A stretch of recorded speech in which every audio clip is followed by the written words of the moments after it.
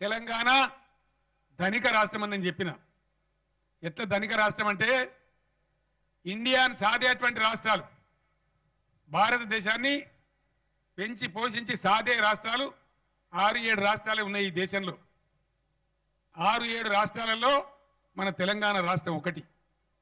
తెలంగాణ నుంచి వివిధ పనుల రూపంలో ఇన్కమ్ ట్యాక్స్ కావచ్చు, సెంట్రల్ ఎక్సైజ్ కావచ్చు, సర్వీస్ ట్యాక్స్ కావచ్చు, వివిధ పనుల రూపంలో కేంద్ర ఖజానాకు సమకూరే మొత్తం 50,000 కోట్ల రూపాయలు మన దగ్గరికి వెళ్ళిపోయే పైసా. మనకు వాపసు వచ్చేది ట్యాక్స్ డివల్యూషన్ రూపంలో కేవలం 24,000 కోట్లు మాత్రమే. అంటే ఎవరికి ఎవరు డబ్బులు ఇచ్చినట్టు? తెలంగాణ దేశానికి ఇస్తున్నదా, లేదు దేశం తెలంగాణకి ఇస్తున్నదా? అమిత్ షా వచ్చి అడ్డం పొడు మాట్లాడితే ఇది నిజం కాకపోతే నేను ముఖ్యమంత్రి పదవికి రాజీనామా చేస్తా, నువ్వు అబద్ధం మాట్లాడినా కాబట్టి ముక్కు నాలుగు క్షమాపణ చెప్పు నేను చెప్పిన. నోరు మూసుకొని దాటిపోయింది.